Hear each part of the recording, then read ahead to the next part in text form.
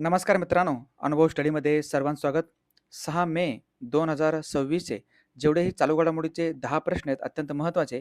हे प्रश्न आपण या व्हिडिओच्या माध्यमातून बघूयात. व्हिडिओ खूप महत्त्वाचा ठरणार आहे. शेवटपर्यंत व्हिडिओ नक्की बघा. तुम्ही जर नवीन असाल तर चॅनलला सबस्क्राईब करा. तुमच्या मित्रांपर्यंत लिंक शेअर करा. व्हिडिओ आवडला तर शेवटी जाताना लाईक जरूर करा. बघूयात आपण रोज सकाळी 6 वाजता आपण हा व्हिडिओ बघत असतो आणि महत्त्वाचे बुलेट रॅपिड फायरचे प्रश्न. तत्पूर्वी मागच्या लेक्चरमध्ये जो शेवटचा प्रश्न विचारला होता त्याचं उत्तर अगोदर आपण जाणून घेऊयात. भारताचे पहिले पेट्रोग्लिफ संवर्धन उद्यान कोणत्या राज्यात विकसित केले जाणार आहे? हे भारतातील पहिलं आहे पेट्रोग्लिफ संवर्धन उद्यान आणि हे विकसित केले जाणार आहे कोणत्या राज्यामध्ये? तर ते आहे लडाखमध्ये. पर्याय क्रमांक 3 लडाख. लक्षात ठेवा एमपी आहे. लडाखचे जे काही विनय कुमार सक्सेना हे नवीन राज्यपाल बनले, तर नायब राज्यपाल म्हणतो आपण लडाखचे. लडाखमध्ये नवीन आणखीन 5 जिल्हे निर्माण झाले. टोटल आता लडाखमध्ये 7 जिल्ह्यांची निर्मिती झालेली आहे. पूर्वी 2 होते. लेह आणि कारगिल पूर्वी 2 होते. नवीन आता 5 जिल्ह्यांची वाढ ह्या लडाखमध्ये झालेलं आहे. पेट्रोग्लिफ म्हणजे काय? दगडांवरती जे कोरलेलं असतं, नकाशावर असतात त्यांची माहिती. चला, अत्यंत महत्त्वाचा आजचा पहिला प्रश्न. नुकतेच आयर्लंड येथे झालेल्या IBSF ओके जागतिक बिलियर्ड्स चॅम्पियनशिप 2026चे विजेतेपद कोणी पटकविले आहे? हे IBSF जागतिक बिलियर्ड्स चॅम्पियनशिप आहे 2026 मध्ये. कोणी जिंकले असेल तर पंकज अडवाणी यांना हरवून जिंकलं आहे. पंकज अडवाणी हे उपविजेते बनले. जिंकल्यात कोण? सौरभ कोठारे. हेच सौरभ कोठारे, लक्षात ठेवा. आणि ह्या अशा गेम असतो बघा, हे असं लांब काठीने मारायचं असतो ना, ह्याला गेमला म्हणतो आपण बिलियर्ड्स. यालाच स्नूकर असंही म्हणतो आपण. परंतु थोडंसं ह्या बॉलची संख्या किती आहे ह्याच्यावर ठरतं की ह्याला बिलियर्ड्स म्हणायचं का स्नूकर्स म्हणायचे. ह्याच्यामध्ये भारताचे महानतम व्यक्तिमत्व येतं कोण? पंकज अडवाणी. यांना काय म्हणतो आपण? प्रिन्स ऑफ पुणे म्हणतो आपण. ओके, प्रिन्स ऑफ पुणे म्हणजे पुणेचे राजकुमार असं म्हटलं जातं. प्रिन्स ऑफ पुणे पंकज अडवाणी किंवा पंकज अडवाणी यांचा संबंध कशाच्या विचारतात तर त्यातच आपले बिलियर्ड्स किंवा स्नूकर. सौरभ कोटा, लक्षात ठेवा. आणि कुठे पार पडलं? हे आयर्लंडमध्ये. आयर्लंडची राजधानी काय असेल? डब्लिन. डब्लिन ही राजधानी आहे आयर्लंडची. म्हणजे क्रीडा स्पर्धा आहेत त्यांच्यावर एकदा आपण नजर टाकूया जेणेकरून खूप महत्त्वाचं आपलं रिव्हिजन होऊन जाईल. पहिल्यांदा आहे खेलो इंडियावालं. Khelo India Games. त्याच्यामध्ये 7वे खेलो इंडिया क्रीडा स्पर्धा 2025 पार पडलेत बिहारमध्ये. 5वे खेलो इंडिया युनिव्हर्सिटी गेम्स पार पडले जयपूरमध्ये 2025चं. 3रे खेलो इंडिया पॅरा गेम्स 2025 पार पडलं नवी दिल्ली या ठिकाणी. पहिले खेलो इंडिया वॉटर गेम्स पार पडलं दाल सरोवर या ठिकाणी, जे की जम्मू काश्मीरमध्ये येतं सरोवर. दुसरे खेलो इंडिया बीच गेम्स पार पडलं दीवमध्ये, घोगाला बीच. पहिले खेलो इंडिया ट्रायबल गेम्स पार पडले आहे छत्तीसगडमध्ये.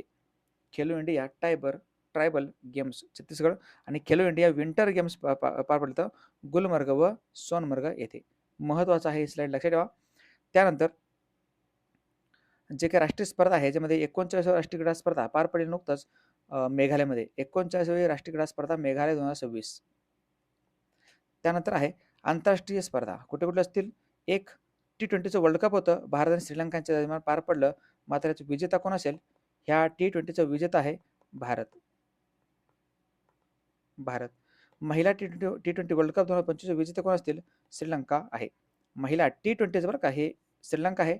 IMP लक्षात ठेवा. मात्र महिलांचं जो काही वन डेचं वर्ल्ड कप आहे हे जिंकलं आहे भारतानं. महिलांचं वन डेचं वर्ल्ड कप भारतानं जिंकलं आहे. फुटबॉलमध्ये बघा फिफा वर्ल्ड कप 2026 होणार आहे कोणत्या देशामध्ये? अमेरिका, मेक्सिको आणि कॅनडा या 3 देशामध्ये होणार आहे. त्यानंतर खो खो वर्ल्ड कप 2025 जिंकलं भारत. खो खो वर्ल्ड कप 2025 भारताने जिंकला आहे नेपाळला हरवून. आणि कबड्डी वर्ल्ड कप इंग्लंडमध्ये पार पडलं आहे, लक्षात ठेवा. याचं आयोजन म्हणतो मी कबड्डी वर्ल्ड कप. मात्र ह्याच्यामध्ये विजेता कोण असेल? याचा विजेता आपणच आहोत, भारत. भारताचा विजेता आहे. त्यानंतर अनेक इतर जे काही इव्हेंट आहेत त्यांच्यावरती एक नजर टाकूया आपण. राष्ट्रकुल क्रीडा स्पर्धा 2026 होणार आहेत ग्लासगो या ठिकाणी. आणि ही स्पर्धा 2030 मध्ये होणार आहे कुठं? अहमदाबाद येथे.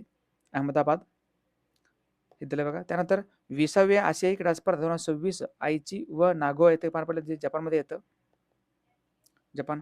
ऑलिम्पिक गेम्स 2028 पार पडणार आहेत लॉस एंजेल्स या ठिकाणी. ओके, 2028ची ऑलिम्पिक क्रीडा स्पर्धा Los Angeles. Winter Olympic games 2026 Milano आणि कॉर्टिना येथे पार पडले आहेत. महत्त्वाचं लक्षात ठेवा. एकदा लिंक शेअर करा जरूर. चला पुढचा दुसरा प्रश्न. नुकत्याच कोणत्या राज्याने गिग कामगारांसाठी किंवा गिग वर्करसाठी भारतातील पहिली डिजिटल तक्रार निवारण प्रणाली सुरू केली आहे? खूप महत्त्वाचं राज्य आहे हा. याचं नाव आहे कर्नाटक. कर्नाटक राज्यानं गिग वर्करचे असतील. गिग वर्कर म्हणजे काय? ते झोमॅटो, स्विगी किंवा Amazonवरती जे काही विकतात ना, त्यांना म्हणतो आपण काय? Gig workers. गिग वर्कर्स म्हणजे कर्नाटक. मग हे कर्नाटक पहिलं राज्य बनलं आहे, ज्याने त्यांच्यासाठी एक डिजिटल ग्रीव्हन्स किंवा तक्रार निवारण पोर्टल निर्माण केलं आहे. मग आलंच आहे कर्नाटक. त्यांच्याविषयी 1-2 पॉइंट बघून घेऊयात आपण. कर्नाटकची राजधानी आहे बेंगळुरू. म्हैसूर हे नाव चेंज करून त्यांनी कर्नाटक असं बनवलं 1973 मध्ये. म्हैसूरचं नाव कर्नाटक लक्षात ठेवा. मुख्यमंत्री सध्या कोण असतील? सिद्धरामय्या हे कर्नाटकचे मुख्यमंत्री आहेत आणि राज्यपाल आहेत थावरचंद गेहलोत. विधानसभेची सदस्य संख्या 224 आहे.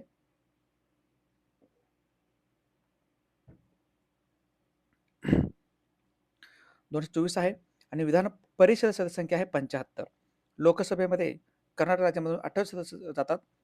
राज्य फूल आहे त्यांचं कमळ. त्याचा प्राणी हत्ती. हत्ती हा भारताचा राष्ट्रीय वारसा प्राणी पण आहे आणि भारताचं राष्ट्रीय फूल पण काय असेल? कमळच आहे. भारताचं राष्ट्रीय फूल पण काय? कमळ आहे. या ठिकाणी कर्नाटक बघा, या ठिकाणी महाराष्ट्र सीमा लागते. महाराष्ट्र लक्षात ठेवा. या ठिकाणी तेलंगणा सीमा लागते आणि या ठिकाणी आंध्र प्रदेश सीमा लागते. आंध्र प्रदेश. पुढचं.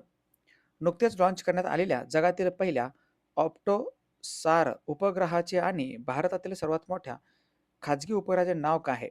खूप महत्त्वाचं आहे. ऑप्टोसार म्हणजे काय? जे दिवस आणि रात्र अहोरात्र चालणार आहे. दिवसामध्ये पण आणि रात्रीमध्ये पण चालेल असं हे मिशन दृष्टी पर्याय क्रमांक 4. मिशन दृष्टी हे लॉन्च करण्यात आलं. कुठून? हे फाल्कन 9 जो काही रॉकेट आहे, ह्या रॉकेटच्या माध्यमातून काय करण्यात आलं? ह्याला लॉन्च करण्यात आलेलं आहे. भारतातील सर्वात मोठा हा खाजगी उपग्रह आहे. हे विसरून चालणार नाही. मिशन दृष्टी. या ठिकाणी सगळी माहिती दिलेली आहे, वाचून घ्या. बेंगळुरूमध्ये स्टार्टअप आहे एक गॅलेक्स आय स्पेस द्वारे 3 मे 2026 रोजी प्रसिद्ध करण्यात आलेला मिशन दृष्टी हा जगातील पहिला ऑटोसार उपग्रह आहे. लक्षात ठेवा. बाकी सगळी माहिती तुम्ही वाचून घेऊ शकता. चला, चौथा प्रश्न. नुकतेच महाराष्ट्र ऑलिम्पिक संघटनेच्या अध्यक्षपदी कोणाची निवड झाली आहे? हे महाराष्ट्र ऑलिम्पिक असोसिएशन आहे. थोडक्यात MOA म्हणतो त्याला. Maharashtra Olympic association.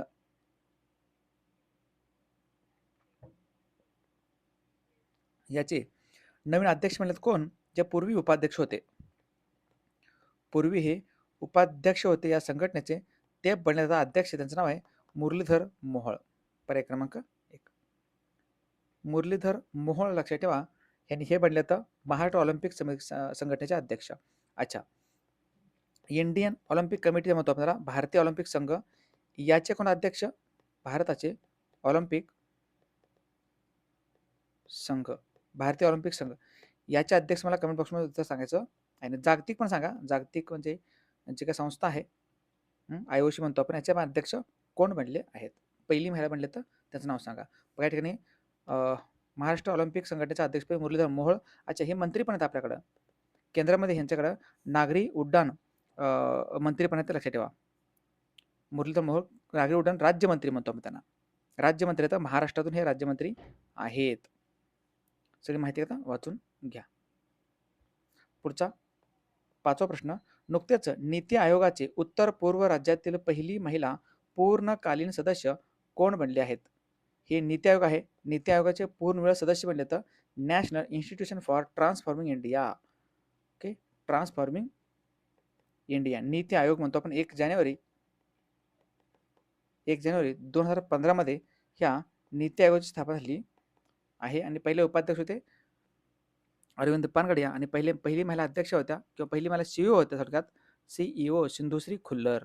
सध्या आहे तर निधी छिब्बर आणि डॉक्टर जोराम अनिया हे बनले तर यांना हा पुरस्कार देण्यात आलेला आहे. नीती आयोगाचे पूर्ण उत्तर पूर्व राज्यातील पहिली महिला पूर्णकालीन सदस्य डॉक्टर जोराम अनिया. शिक्षण तज्ञ जोराम अनिया आणि विद्वान लेखक R सुब्रमण्यम यांची नीती आयोगावर पूर्णपणे सदस्य म्हणून नियुक्ती केली आहे. नीती आयोग. आणि ज्यांनी आपलं ईबुक अजून घेतलं नसेल तर नक्कीच तुम्ही ईबुकसाठी मेसेज करू शकता. 20 रुपयामध्ये हे PDF आहे. करंट अफेअरचं जानेवारी महिन्याचं आहे, एप्रिल महिन्याचं आणि 3 महिन्याचं पण आहे. कोणतेही PDF घ्या तुम्ही, ₹20 तुम्हाला PDF भेटून जाईल किंवा WhatsAppला मला PDF पाहण्यासाठी मेसेज करायचं आहे.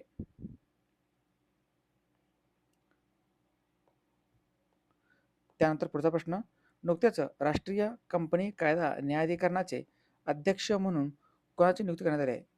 हे कंपनी लॉ ट्रिब्युनल आहे. कंपनी कायदा न्यायाधिकरण ह्याच्यावरती अध्यक्ष म्हणून नियुक्ती झाली. आता कोणाचं? अनुपिंदर सिंग गोयल यांचं पर्याय क्रमांक 1. अनुपिंदर सिंग गोयल यांची लक्षात ठेवा, याची स्थापना झाली होती 2016 मध्ये. दिल्लीमध्ये याचं मुख्यालय 2016 मध्ये याचं स्थापना वर्ष आहे. 26च्या अखेर केंद्र सरकारने पंजाब आणि हरियाणा उच्च न्यायालयाने पंजाब आणि हरियाणा उच्च न्यायालयाचे माजी न्यायाधीश आहेत न्यायमूर्ती अनुपिंदर सिंग ग्रेवाल यांची राष्ट्रीय कंपनी कायदा प्राधिकरणाचे NCLTचे नवीन अध्यक्ष म्हणून नियुक्ती करण्यात आली आहे. त्यानंतर पुढचा 7वा प्रश्न, नुकतेच दिल्लीद्वारे सुरू करण्यात आलेल्या कॅच द रेन जो अभियान आहे 2026 मध्ये सुरू करण्यात आलं, या अभियानाचे शुभंकर काय आहे? दिल्लीद्वारे दिल्लीचे मुख्यमंत्री आहेत रेखा गुप्ता. रेखा गुप्ता येतं आणि हे जे काही शुभंकर आहे याचं नाव आहे नीरा, पर्याय क्रमांक 3. नीरा लक्षात ठेवा, IMP आहे. कॅच द रेन कॅम्पेन जे संपूर्ण भारतभरात पातळीमध्ये देखील राबवण्यात येतं IMP आहे. ओके. दिल्लीचे राज्यपाल कोण असतील नवीन बनलेले? दिल्लीचे नवीन नायब राज्यपाल कोण बनले आहेत? त्यांचं नाव आहे तरणजीत सिंग संधू. तरणजीत सिंग संधू लक्षात ठेवा, IMP आहे. पुढचा 8वा प्रश्न, नुकतेच भारतीय लष्कराने लडाखमध्ये मोतीबिंदूची शस्त्रक्रिया करण्यासाठी कोणते ऑपरेशन लॉन्च केलं आहे? हे कुणाचं ऑपरेशन आहे? हे ऑपरेशन आहे भारतीय लष्कराचं, इंडियन आर्मीचं हे आहे. लक्षात ठेवा, मोतीबिंदूची शस्त्रक्रिया करण्यासाठीचं ऑपरेशन आणि त्याचं नाव आहे ऑपरेशन नेत्र 1.0. ऑपरेशन नेत्र 1.0 लक्षात ठेवा. भारतीय लष्कर भूदल या भूदलाचे प्रमुख कोण असतील? ज्यांना आपण जनरल म्हणतो, जनरल उपेंद्र द्विवेदी. जनरल उपेंद्र द्विवेदी लक्षात ठेवा. ऑपरेशन म्हणजे का महत्त्वाचे ऑपरेशन आहेत त्यांच्यावरती एक नजर आपण टाकूयात, जे की गरजेचं आहे ते. ओके. पहिल्यांदा आहे ऑपरेशन जेरिको. ऑपरेशन जेरिको हे मिझोराममधील अंमली पदार्थ विरोधी एक मोहीम आहे. ऑपरेशन क्रॅकडाऊन सर्वांना माहिती आहे. ऑपरेशन क्रॅकडाऊन हे आहे तेलंगणामधील सायबर गुन्ह्यांना आळा घालण्यासाठी. ऑपरेशन त्रासी 1 हे आहे जम्मू काश्मीरमध्ये किश्तवाड जिल्ह्यात दहशतवादाचा खात्मा करण्यासाठी भारतीय लष्कराने राबवलेलं ऑपरेशन. ऑपरेशन हिमराहत काय आहे? हिमराहत हे आहे सिक्कीममध्ये मुसळधार बर्फवृष्टी दरम्यान अडकलेल्या स्थानिक आणि पर्यटकांना मदत म्हणून भारतीय लष्कराचे ऑपरेशन आहे ऑपरेशन हिमराहत. ऑपरेशन गजब लिल हक हे ऑपरेशन राबवलं होतं अफगाणिस्तानमध्ये तालिबान विरोधात पाकिस्तानने. ऑपरेशन शास्त्र आहे सोशल मीडिया प्लॅटफॉर्मवर बंदुका आणि इतर शस्त्रे घेऊन स्वतःचे फोटो शेअर करणाऱ्यांवर कारवाई करण्यासाठी दिल्ली सरकारचे हे ऑपरेशन आहे ऑपरेशन शास्त्र. त्यानंतर ऑपरेशन प्रहार. ऑपरेशन प्रहार गँगस्टरच्या विरोधात पंजाब राज्याचे हे ऑपरेशन आहे. एपिक फ्युरी आहे इराणमधील सर्वोच्च नेते आयतुल्ला अली खमेनी यांना ठार करण्यासाठी 28 फेब्रुवारी रोजी अमेरिकेने राबवलेले ऑपरेशन आहे ऑपरेशन एपिक फ्युरी आणि त्याने ते सर्वोच्च नेत्यांना मारलं पण. ऑपरेशन लंगडा आणि ऑपरेशन खल्लास हे आता गुंडांचा खात्मा करण्यासाठी उत्तर प्रदेश सरकारचं ऑपरेशन. ऑपरेशन राहत आहे पंजाबमधील पुरात अडकलेल्या लोकांना वाचवण्यासाठीचं ऑपरेशन आहे. त्यानंतर ऑपरेशन ऊर्जा सुरक्षा होर्मुजच्या सामुद्रधुनीतून भारताकडे येणाऱ्या मालवाहू जहाजांना सुरक्षित मार्ग मिळावा यासाठी भारतीय नौदलानं सुरू केले हे ऑपरेशन आहे ऑपरेशन ऊर्जा सुरक्षा. स्वदेश ऑपरेशन स्वदेश आहे जानेवारी 2026 नंतर इराणमधील बिघडत्या सुरक्षा परिस्थितीनंतर इराणमधून सुमारे 10,000 नागरिकांना सुरक्षितपणे बाहेर काढण्यासाठी भारतात राबवलेले ऑपरेशन आहे ऑपरेशन स्वदेश. ऑपरेशन थंडर काय आहे? ऑपरेशन थंडर आहे इंटरपोल व WCO यांनी 34 देशांमध्ये राबवलेली एक वन्यजीव तस्कर विरोधी मोहीम. त्यानंतर संकल्प आहे आखाती युद्धातील तेलवाहक जहाजांना कोणत्या ऑपरेशन अंतर्गत भारत संरक्षण पुरवत आहे ह्या तेलवाहक जहाजांना ऑपरेशन संकल्पच्या माध्यमातून ऑपरेशन संकल्प. त्यानंतर आहे ऑपरेशन नेत्र 1.0 भारतीय लष्कराने लडाखमध्ये मोतीबिंदू शस्त्रक्रिया करण्यासाठी कोणते ऑपरेशन लॉन्च केले असेल तर ते आहे ऑपरेशन नेत्र 1. त्यानंतर पुढचा 9वा प्रश्न, नुकत्याच आलेल्या वर्ल्ड प्रेस फ्रीडम इंडेक्स 2026 नुसार भारताचा संपूर्ण जगामध्ये कितवा क्रमांक लागतो? भारत पूर्वी म्हणजे 2025 मध्ये भारत हा 151व्या क्रमांकावरती होता पूर्वी. आता आहे भारताचा क्रमांक 157वा, पर्याय क्रमांक ओके, पर्याय क्रमांक 2 लक्षात ठेवा. 157 IMP आहे. मग फर्स्ट नंबरला कोण आहे? 1 नंबरला फर्स्ट नंबरला नॉर्वे. नॉर्वे हा वर्ल्ड प्रेस फ्रीडम इंडेक्समध्ये म्हणजे कोणत्या देशामध्ये पत्रकारितेला स्वातंत्र्य आहे? तर ते नॉर्वे सर्वात जास्त आहे, लक्षात ठेवा. आणि वर्ल्ड प्रेस फ्रीडम डे कधी असतो? दिनविशेष दिन तो असतो 3 मेला. 3 मेला हा दिनविशेष असतो. मग जे काही महत्त्वाचे इंडेक्स आहे त्यांच्यावरती एकदा नजर टाकूयात आपण. पहिला आहे आर्थिक स्वातंत्र्य निर्देशांक 2025, 128वा क्रमांक भारत आहे. वर्ल्ड टॅलेंट रँकिंग 2025 मध्ये 63वा क्रमांकावर आहे. ओकला स्पीड टेस्ट 2025 मध्ये 26वा क्रमांक आहे. जागतिक स्पर्धात्मकता निर्देशांक 2025 मध्ये 41व्या क्रमांकावर आहे. जागतिक बँकेच्या समानता निर्देशांक 2025 मध्ये गिनी इंडेक्समध्ये 4थ्या क्रमांकावर भारत आहे. अभिव्यक्ती स्वातंत्र्य निर्देशांकामध्ये 24व्या क्रमांकावर भारत आहे. ग्लोबल विंड रिपोर्टमध्ये 4था आहे. सेफ्टी इंडेक्समध्ये 66वा आहे. ग्लोबल टेररिझम इंडेक्समध्ये 14व्या क्रमांकावर आहे. जीडीपीच्या आधारावर श्रीमंत देश आहेत देशांच्या यादीमध्ये 122व्या क्रमांकावर भारत आहे. क्लायमेट रिस्क इंडेक्स 2025 मध्ये 6व्या क्रमांकावर भारत आहे. जागतिक भूक निर्देशांकामध्ये 102व्या क्रमांकावर आहे. शाश्वत व्यापार निर्देशांक 2025 मध्ये 23व्या क्रमांकावर आहे. स्टॅनफोर्ड AI वाब्रन्सी निर्देशांक 2025 मध्ये भारत 3ऱ्या क्रमांकावरती येतो. त्यानंतर आहे महिला शांतता आणि सुरक्षा निर्देशांक 2025 मध्ये 131वा क्रमांकावर आहे. Global AI brain race index 2025 6व्या क्रमांकावर आहे. नेटवर्क रेडिनेस इंडेक्स 2026 मध्ये 85व्या क्रमांकावर आहे. आणि पहिल्या जबाबदार राष्ट्रांच्या निर्देशांकामध्ये भारत हा 16व्या क्रमांकावरती आहे. चला अंतिम 10वा प्रश्न. नुकत्याच भारत व कोणत्या देशादरम्यान सिम्बॅक्स ओके हे आहे सिनबॅक्स ॲक्च्युली CINBAX हे सिनबॅक्स आहे. हे सिनबॅक्स युद्ध अभ्यासाचे आयोजन हे दुसरं आहे. सिनबॅक्स युद्ध अभ्यासाचं आयोजन करण्यात आलेलं आहे. सिनबॅक्स येतं भारत व कंबोडिया दरम्यान, पर्याय क्रमांक 1. भारत व कंबोडिया लक्षात ठेवा. सिनबॅक्स आहे सिनबॅक्स 1. भारत व कंबोडिया. कंबोडियाची राजधानी काय असेल? नॉम पेन ही कंबोडियाची राजधानी आहे.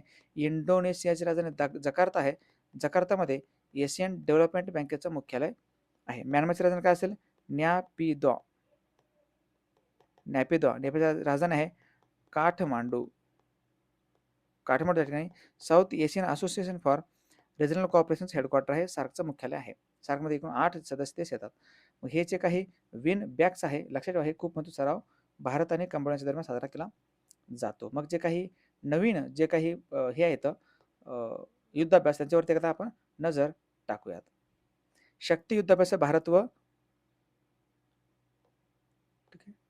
शक्ती युद्धाभ्यास भारत व फ्रान्स. वरुण आहे भारत व फ्रान्स. गरुड आहे भारत व फ्रान्स. प्रिन्सेस आहे भारत व फ्रान्स. डेझर्ट नाईट आहे भारत व फ्रान्स. इंडोनेशिया, भारत आणि इंडोनेशिया 2 युद्धाभ्यास साजरा केला जातो. एक आहे गरुड शक्ती, दुसरा आहे समुद्र शक्ती. त्यानंतर इंडो कॉर्पेट आहे भारत व इंडोनेशिया. इंडो कॉर्पेट. संप्रीती आहे भारत व बांगलादेश. बोंगो सागर भारत व बांगलादेश. ऑस्ट्रा हिंद भारत व ऑस्ट्रेलिया. ऑस इंडेक्स भारत व ऑस्ट्रेलिया. ऑस इंडेक्स. मित्रशक्ती आहे भारत व श्रीलंका. सायक्लोन भारत व श्रीलंका. लामित्य भारत व श्रीलंका. एव्हियन आहे एव्हियन इंद्र म्हणतो आपण. एव्हियन भारत व रशिया. इंद्र. मैत्री भारत व थायलंड. मैत्री आहे भारत व थायलंड. विन बॅक्स आहे भारत व व्हिएतनाम. धर्मा गार्डियन आहे भारत व जपान. जिमॅक्स आहे भारत व जपान. सहयोग कायजिन भारत व जपान. सिनयू मैत्री आहे भारत व जपान. आणि जायर अल बहार आहे भारत व कतार. चला हे होते अत्यंत महत्त्वाचे प्रश्न. जर तुम्हाला स्पेशल जीकेची बॅच लावायची असेल तर तुम्हाला सोलापूरमध्ये ही बॅच अवेलेबल आहे. स्पेशल जीके लावू शकता किंवा सर्व विषयाची बॅच पण तुम्ही लावू शकता. 90 दिवसांची नवीन बॅच 7 मे रोजी उद्यापासून स्टार्ट होते. आणि बॅचचं टायमिंग सांगतो, वेळ सांगतो. ह्या वेळेला तुम्हाला यायचं आहे 5:30 ते 7 वाजेपर्यंत संध्याकाळी. संध्याकाळी 5:30 ते 7 दरम्यान ही स्पेशल जीकेची बॅच राहील. जर कोणी सोलापूरचे असाल किंवा सोलापूरच्या बाहेर असाल तर तुम्ही नक्कीच समर्थ करिअर अकॅडमी किंवा या ठिकाणी पत्ता पण आहे, ह्या पत्त्यावरती येऊन संपर्क साधू शकता. बरोबर 5:30 वाजता यायचं आहे. बॅचची फी ₹4000. जर तुम्ही फी वन टाईम भरलात किंवा 7 तारखेच्या अगोदर भरलात तर तुम्हाला ₹3,500 तुम्हाला फी पडणार आहे. फास्ट ट्रॅक बॅचचं संपूर्ण जीके कव्हर होऊन जाईल. चला इथे थांबूयात आपण.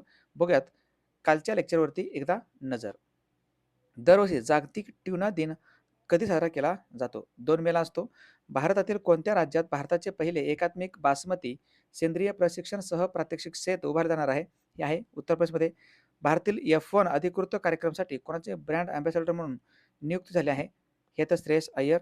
कोणत्या देशाने शून्य उत्सर्जनासह वीज निर्माण करू शकणाऱ्या जगातील पहिल्या कोळसा इंधन सेलचे अनावरण केले आहे? हे आहे चीनमध्ये. नुकत्याच गुंतवणूकदारांना आकर्षित करण्यासाठी सोयीस्कर किंवा बनावट भूतकाळातील कामगिरींच्या डेटाचा वापर करण्यापासून रोखण्यासाठी कोणत्या संस्थेने परवा उपक्रम लॉन्च केला आहे? हे आहे सेबी. नुकतेच कोणाला भारतातील नद्यांच्या काठावरील लुप्तप्राय इंडियन स्किमर माशांच्या संरक्षणासाठी केलेल्या प्रयत्नाची दखल घेऊन 2026चा विटली पुरस्कार भेटले आहे? हे आहे परवीन शेख यांना. नुकतेच कर्मचारी भविष्य निर्वाह निधी EPFO जुन्या EPFO खात्यांची ओळख मागोवा, युनिव्हर्सल अकाउंट नंबर जोडणे आणि सक्रिय करणे सुलभ करण्यासाठी कोणते समर्पित डिजिटल प्लॅटफॉर्म सुरू केले आहे? ह्या ई प्राप्ती.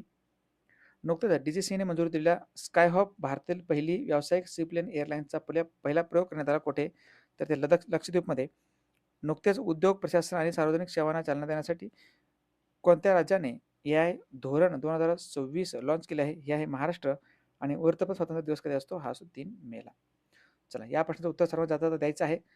भारत व खालीलपैकी कोणत्या देशादरम्यान एप्रिल 2026 मध्ये रेलॉज करार कार्यान्वित झालेला आहे, ज्यामुळे लष्करी तळ, बंदरे आणि विमानतळावर प्रवेश प्रक्रिया शक्य होईल? ऑप्शन तुमच्या समोर द्यायचं आहे. सर्वांनी कमेंट बॉक्समध्ये द्या आन्सर याचं. आणि जर तुम्ही नवीन असाल तर चॅनलला सबस्क्राईब करा. आणि हे आपलं जे यूट्यूबचं चॅनल आहे त्याला नक्कीच फॉलो कराच. शिवाय आपलं ॲप्लिकेशन आहे, ॲप्लिकेशनची लिंक कमेंट बॉक्समध्ये चेक करा.